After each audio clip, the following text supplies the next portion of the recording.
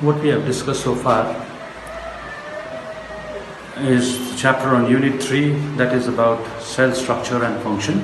In that we have finished discussing about the prokaryotic cells. Now let's go on with the eukaryotic cells. Eukaryotic cells are highly advanced cells from that in comparison to the prokaryotic cell. Eukaryotic cells are found in higher organisms, plants and animals, higher plants and animals, starting from protozoa to human beings. From protozoa, that is unicellular organisms, to human beings. But there are exceptions to this, except bacteria and blue-green algae. अरू जति पनि plants and animals छ, higher plants and animals, तिनीहरू सबैमा चाहिँ eukaryotic cells छ, तर bacteria र blue-green algae मा चाहिँ यो eukaryotic cells छैन. अनि eukaryotic cells prokaryotic cells भन्दा कसरी भिन्न भन्दाखेरि prokaryotic cells मा हामीले पढेको छौं कि prokaryotic cells मा चाहिँ न्यूक्लियर मेम्ब्रेन हुँदैन अनि अरू मेम्ब्रेन बाउन्ड और सेल अर्गेनेल्स हरु पनि प्रेजेन्ट हुँदैन. तर यहाँ चाहिँ सबैभन्दा प्रोमिनेन्ट, सबैभन्दा इम्पोर्टेन्ट कुरो that character of a eukaryotic cell हामीले याद गर्नुपर्ने चाहिँ के हो भन्दाखेरि चाहिँ eukaryotic cell will always have a nuclear membrane around the nucleus. It is always surrounded by a nuclear membrane around the nucleus. Unlike the prokaryotic cells in which the nuclear material is suspended in the cytoplasm. Whereas in the case of eukaryotic cell, it has a proper nucleus which is surrounded by the nuclear membrane. Such a nucleus is said to be true nucleus. That means the nucleus has to be surrounded by the nuclear membrane. यसमा चाहिँ nuclear membrane ले चाहिँ बाहिरबाट cover गरेको हुन्छ. अर्को structure के हो भने inside the nucleus there is a prominent structure which is called the, यो पहिला यो कुरा गरिहाल्यौं, nuclear membrane चाहिँ present छ. Besides that, यसको भित्र के छ prominent structure भन्दाखेरि न्यूक्लियोलस एउटा डार्क ब्लू स्टेनिङ स्ट्रक्चर हुन्छ इनसाइड द न्यूक्लियस, त्यो पनि प्रोमिनेन्ट हुन्छ. अनि यसको भित्र जुन चाहिँ ट्रान्समिसन अफ हेरिडिटरी क्यारेक्टर्स, जुन चाहिँ हेरिडिटरी क्यारेक्टर्स छ डीएनए मा, त्यो डीएनए पनि डबल हेलिकल छ. यहाँनिर जुन चाहिँ डीएनए छ त्यो चाहिँ डबल हेलिकल छ, यसरी डबल हेलिकल छ. अनि यो डीएनए चाहिँ फेरि के हुन्छ भन्दाखेरि यो हिस्टोन प्रोटिन्स जुन चाहिँ छ, 8 वटा हिस्टोन प्रोटिन्स जुन चाहिँ छ त्यसको वरिपरि यसरी बेरिएको हुन्छ. त्यो चाहिँ भयो eukaryotic cells को the histone. That means DNA is also present which is double helical, and that DNA is wound around 8 histone proteins. Histone proteins को वरिपरि चाहिँ DNA चाहिँ बेरिएर बसेको हुन्छ. तिमीले हायर क्लास जब क्लास 12 पुग्छौ त्यति बेला चाहिँ यसको बारेमा बुझ्छौ जब हामीले न्यूक्लियोसोमको बारेमा कुरा गर्छौं. So DNA is also present. अनि DNA पनि double helical with histone proteins. अब अर्को के छ भन्दाखेरि यो जति पनि eukaryotic cells छ यिनीहरुमा चाहिँ मेम्ब्रेन बाउन्ड स्ट्रक्चर्सहरु जस्तो माइटोकोन्ड्रिया, गोल्गी बडीज, अरु जति पनि मेम्ब्रेन बाउन्ड स्ट्रक्चर्सहरु छ त्यो सबै चाहिँ प्रेजेन्ट हुन्छ eukaryotic सेलमा. चाहिँ सेल अर्गेनेल्स पनि मेम्ब्रेन बाउन्ड सेल अर्गेनेल्स पाउँछ, तर प्रोक्यारियोटिक सेल्समा चाहिँ त्यसरी मेम्ब्रेन बाउन्ड सेल अर्गेनेल्स चाहिँ हामीले पाउँदैनौं. अर्को इम्पोर्टेन्ट कुरो, यसमा राइबोसोम्स प्रेजेन्ट हुन्छ. एन्डोप्लाज्मिक रेटिकुलम छ, जुन चाहिँ एन्डोप्लाज्मिक रेटिकुलम छ त्यो एन्डोप्लाज्मिक रेटिकुलम चाहिँ मेम्ब्रेन के अरे यसको बाहिर चाहिँ राइबोसोम्स छ. अनि यो राइबोसोम्स चाहिँ यसको साइज चाहिँ के हुन्छ भन्दाखेरि यो चाहिँ 80S हुन्छ. 80S means this is 6 दुईटा सब युनिट हुन्छ हामीलाई थाहा छ. अनि 40S को दुईटा सब युनिट मिलेर चाहिँ बनिएको हुन्छ. राइबोसोम्स पनि प्रेजेन्ट हुन्छ in the case of eukaryotic cells, presence of ribosomes which is 80S. तर प्रोक्यारियोटिक सेल्समा चाहिँ त्यो चाहिँ 70S मात्रै हुन्छ. In the case of plant cells, unlike the animal cells, in the case of plant cells चाहिँ फेरि बाहिरबाट सेल वल पनि प्रेजेन्ट हुन्छ जुन चाहिँ एनिमल सेलमा देख्दैन। अनि in the case of plant cells, higher plant सेल्समा जस्तो हामीले ब्याक्टेरियालाई पनि सेल वल छ भन्दाखेरि प्लान्ट भन्थ्यौँ पहिला, तर अहिले त त्यसलाई भिन्दै ग्रुपमा हालेको छ। तर यो जुन चाहिँ प्लान्ट सेल्स, हायर प्लान्ट सेल्समा जुन चाहिँ छ त्यो जुन चाहिँ सेल वल छ त्यो चाहिँ सेल्युलोज भन्ने मेटेरियलले बनिएको हुन्छ। अनि अर्को इम्पोर्टेन्ट के अरे क्यारेक्टरिस्टिक्स हामीले युक्यारियोटिक सेलको याद गर्नुपर्छ, that is it undergoes mitosis and meiosis during cell division. Mitotic and meiotic cell division चाहिँ यहाँनिर चाहिँ हामीले देखा पर्छौँ। Okay, so these are the important characteristics, round about 7।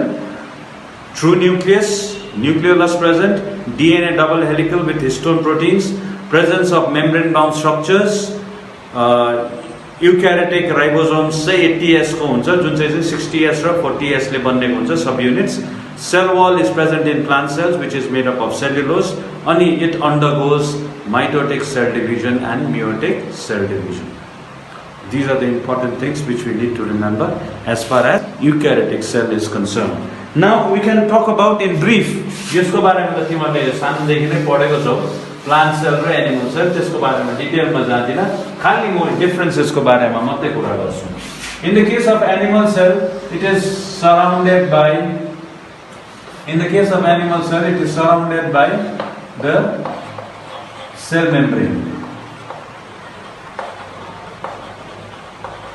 But in the case of plant cell, this is animal cell. In the case of plant cell, besides cell membrane, they have a rigid, non-living outer covering called the cell wall. यिनीहरूको चाहिँ sale wall पनि हुन्छ plant सेलमा चाहिँ, जुन चाहिँ animal सेलमा हुँदैन। अनि यो सेल वलको भित्र चाहिँ सेल मेम्ब्रेन प्रेजेन्ट हुन्छ। अब हामीले एनिमल सेलमा हेर्यौँ भने most of the time the nucleus is at the centre. In the case of plant cells, nucleus is push towards one corner, एकपट्टि चाहिँ ठेलिएको हुन्छ। अब त्यो किन एकपट्टि ठेलिएको हुन्छ भन्दाखेरि in the case of plant cells चाहिँ the vacuole is large. The vacuole is large. That means the most of the portion of the plant cell is covered by the vacuole. In the case of animal cells, we have centrosomes with centrioles. Centrioles with centrosome. जुन चाहिँ plant cell मा हुँदैन। Plant cell मा plastid हुन्छ, जुन चाहिँ animal cell मा हुँदैन। और जति पनि स्ट्रक्चर्सहरु छ मोटामोटी दुईटामा नै प्रेजेन्ट हुन्छ। एनिमल सेलमा vacuole may be present but it is very small and most of the time it is के अरे फुड भ्याक्युल भन्ने मात्रै स्ट्रक्चर प्रेजेन्ट हुन्छ। सो हामीले मोटामोटी यहाँ याद गर्नुपर्ने कुरो चाहिँ के हो भन्दाखेरि प्लान्ट सेलमा चाहिँ सेल वल हुन्छ, एनिमल सेलमा हुँदैन। प्लान्ट सेलको भ्याक्युल ठुलो हुन्छ, एनिमल सेलमा भ्याक्युल भयो भने पनि सानो हुन्छ, नत्र भयो हुँदैन। प्लान्ट सेलमा the nucleus is pushed towards the corner, whereas animal cell ma the nucleus is center ma huncha। animal cell ma centrosomes, centrioles with centrosomes छ, plant cell ma त्यो हुँदैन। plant cell ma plastid हुन्छ, animal cell ma हुँदैन।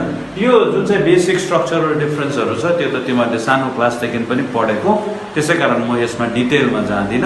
तिमीहरूले यसो 8, 9, 10 को किताबहरु revise गरे पनि हुन्छ।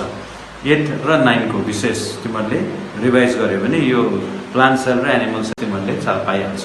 अब हामी यो जुन चाहिँ प्लान्ट सेल र एनिमल सेलमा पाउने स्ट्रक्चर्सहरुको बारेमा डिटेल डिस्कसन।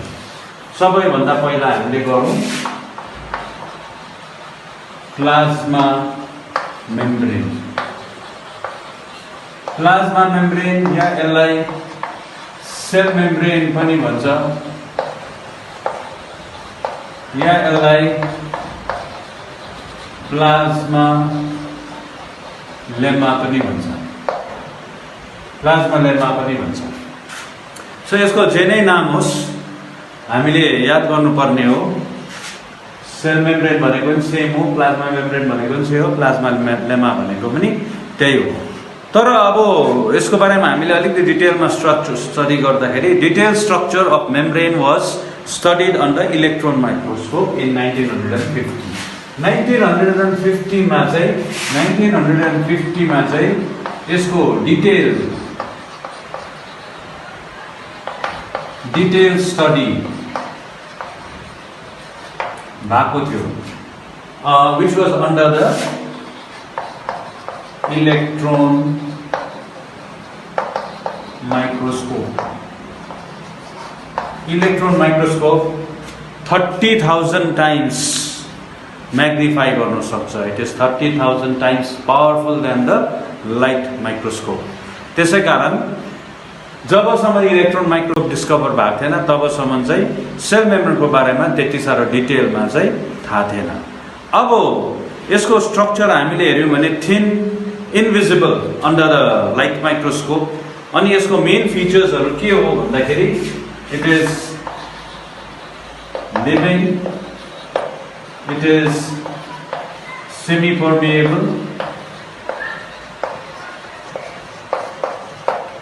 पर्मिएबल, अनि made up of lipids and proteins. यो चाहिँ भयो केमिकल कम्पोजिट, आई मिन यसको के अरे स्ट्रक्चरल फिचर्सहरू। Living, semi पर्मिएबल, made up of lipids and proteins. Semi पर्मिएबल भनेको चाहिँ it allows only certain substances semi पर्मिएबल and it is made up of lipids and proteins. But before we get into a detailed study, I think it's very important we need to understand here is the first chemical studies on the cell membrane. जति पनि chemical studies भयो त्यो सबैभन्दा पहिलो first chemical studies on the cell membrane was conducted on human RBC, that is human red blood cells मा चाहिँ यो specially human red blood cells मा चाहिँ first chemical studies of plasma membrane चाहिँ भएको थियो। अब यस पश्चात हामी कुरा गर्नुपर्छ models of plasma membrane. Number of different models were given as far as the structure of the plasma membrane. Plasma membrane चाहिँ कस्तो देखिन्छ, के ले बनिएको छ त्यसको बारेमा थुप्रै मोडल्सहरू तयार पार्यो। तर हामी यहाँ इम्पोर्टेन्ट मात्रै लिनेछौँ। सबैभन्दा पहिला ड्यानिली एन्ड डेभसन इन 1935 उनीहरूले एउटा मोडल तयार पार्यो। सबैभन्दा पहिला Danelli and Davidson in 1935 उनीहरूले एउटा मोडल तयारी पार्यो। त्यो मोडललाई चाहिँ भन्यो बाइलेयर मोडल। यसमा चाहिँ बाइलेयर भन्दाखेरि चाहिँ के बुझिन्छ भन्दाखेरि bilayer of lipid, that means there were 2 layers of lipid, दुईटा लेयर लिपिडको थियो। अनि त्यो दुईटा लेयर लिपिडको त्यसलाई यसरी रिप्रेजेन्ट गर्नु, दुईटा लेयर अफ लिपिड यसरी थियो। त्यसको बाहिरबाट चाहिँ globular proteins on both the sides, globular proteins यसरी चाहिँ त्यो प्रोटिनहरू चाहिँ प्रेजेन्ट थियो। यो चाहिँ ड्यानिली एन्ड डेभसनले दिएको first model of plasma membrane.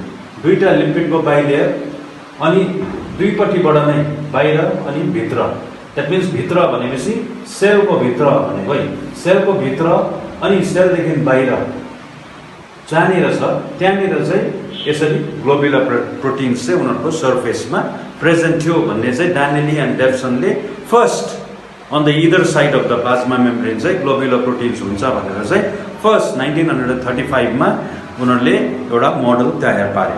त्यस पश्चात अर्को मोडल तयार भयो, त्यसलाई चाहिँ भन्छ, यो चाहिँ ड्यानिली अनि डेभसन।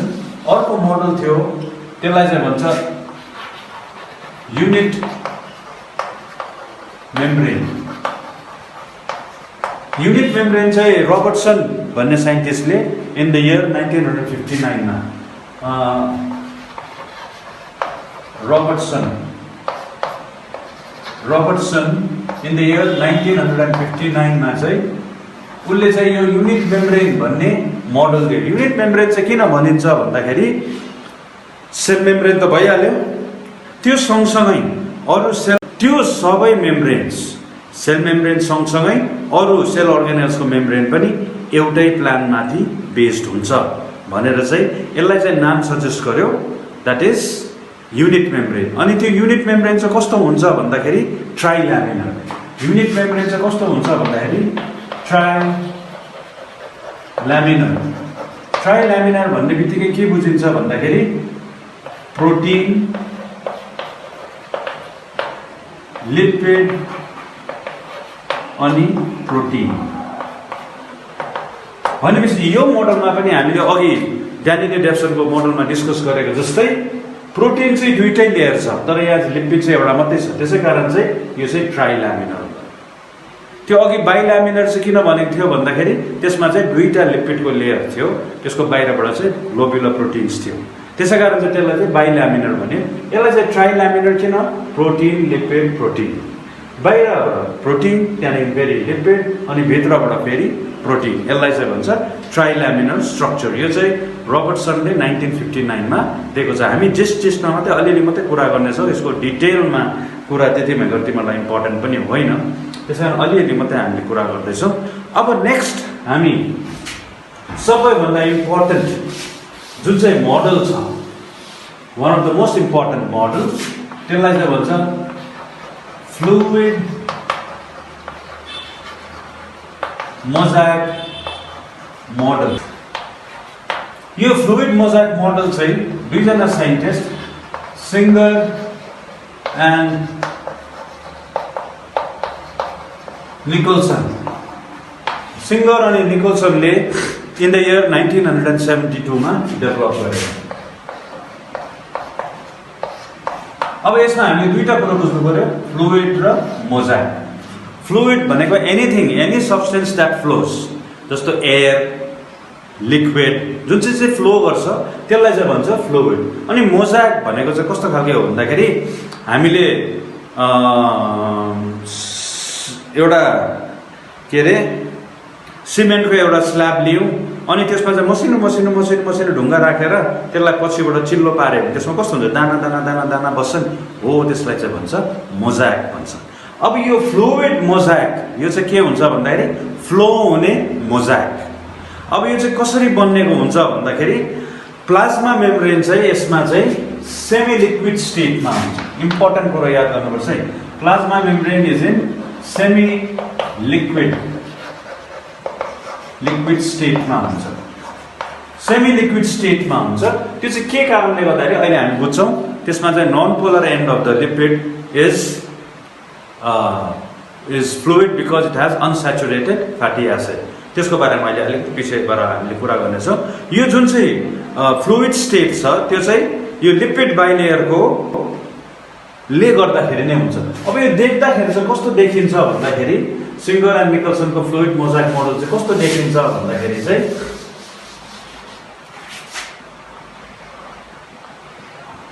त्यो बिचमा बनाउँछ।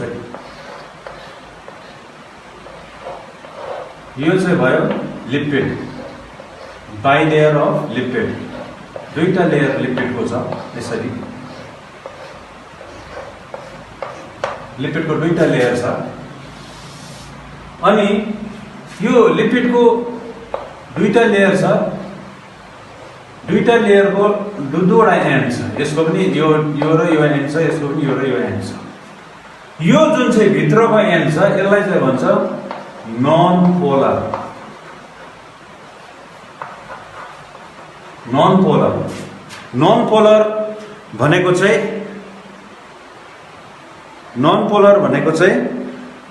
यसलाई चाहिँ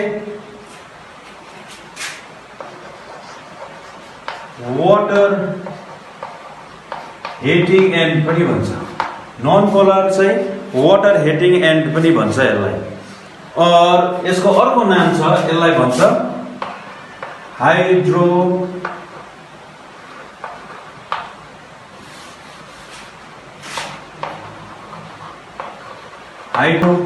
hydrophobic. Phobic comes from the word phobia, बिमारी। यहाँनिर चाहिँ फोबिक मिन्स चाहिँ डिसलाइक। यसले चाहिँ पानी चाहिँ मन पराउँदैन, त्यसै कारण वाटर हिटिङ। यो चाहिँ नन पोलर एन्ड भयो। यो जुन चाहिँ एन्ड छ यसलाई चाहिँ भन्छ पोलर। अनि यो चाहिँ हो वाटर लभिङ, या त यसलाई भन्छ हाइड्रोफिलिक।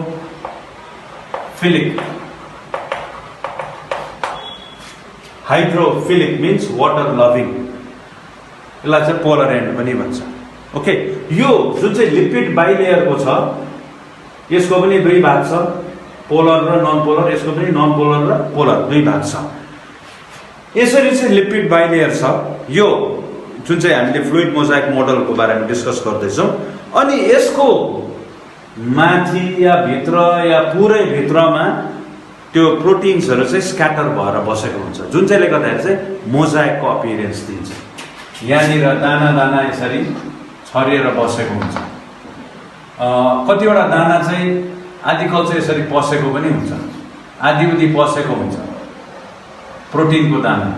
कति चाहिँ माथि फ्री फ्लोटिङ हुन्छ, कति चाहिँ पार्शियली सबमर्ज्ड हुन्छ। अनि कतिवटा चाहिँ कस्तो हुन्छ भन्दाखेरि यसलाई मेटाएर बनाउँछु है म। कतिवटा चाहिँ कस्तो हुन्छ भन्दाखेरि यो एन्डदेखि यो एन्डसम्म बाहिरदेखि भित्रैसम्म यसरी बसेको हुन्छ, बाहिरदेखि भित्रैसम्म यसरी प्रोटिन बसेको हुन्छ। यो चाहिँ प्रोटिन भयो, बाहिरदेखि भित्रैसम्म यसरी प्रोटिन बसेको हुन्छ। यसलाई चाहिँ भन्छ ट्रान्समेम्ब्रेन प्रोटिन। अनि यो ट्रान्समेम्ब्रेन प्रोटिनले गर्दाखेरि चाहिँ ट्रान्सपोर्ट अफ मेटेरियल्स सजिलो हुन्छ। यहाँनिर अब हामीले बाहिर यता बाहिरपट्टि त बनायौँ, यता भित्रपट्टि पनि यो अलिक मेटाइदिएँ मैले। यता भित्रपट्टि पनि त्यसरी नै दाना दाना प्रोटिनहरू यसरी जम्मा भएर बसेको हुन्छ। ओके, सो हामीले फ्लुइड मोजाइक मोडलमा के देख्छौँ भन्दाखेरि लिपिड बाइलेयर छ। त्यो लिपिड बाइलेयरमा पोलर र नन पोलर एन्ड छ। अनि बाहिरबाट चाहिँ यसरी प्रोटिन चाहिँ दाना दाना भएर बसेको हुन्छ। कतिवटा चाहिँ फ्री फ्लोटिङ माथि नै हुन्छ, माथि नै फ्लोट गरिरहेको हुन्छ। कति चाहिँ पार्शियली सबमर्ज्ड हुन्छ। अनि कतिवटा चाहिँ एकदमै बाहिरदेखि भित्रैसम्म नै त्यो प्रोटिन लागेको हुन्छ। त्यसलाई चाहिँ भन्छ ट्रान्समेम्ब्रेन। यो भयो फ्लोटिङ प्रोटिन्स। अनि यो चाहिँ के हो भन्दाखेरि ग्लोब्युलर प्रोटिन्स। यो भयो ट्रान्समेम्ब्रेन प्रोटिन। यो भयो पार्शियली सबमर्ज्ड। पार्शियली सबमर्ज्ड भनेर आधी उधी डुबेको त्यो प्रोटिन हुन्छ। अब यो जुन चाहिँ यहाँनिर लिपिड छ यो चाहिँ मोस्टली फस्फोलिपिड हुन्छ। यहाँनिर भएको लिपिड चाहिँ जुन चाहिँ छ त्यो लिपिड चाहिँ छ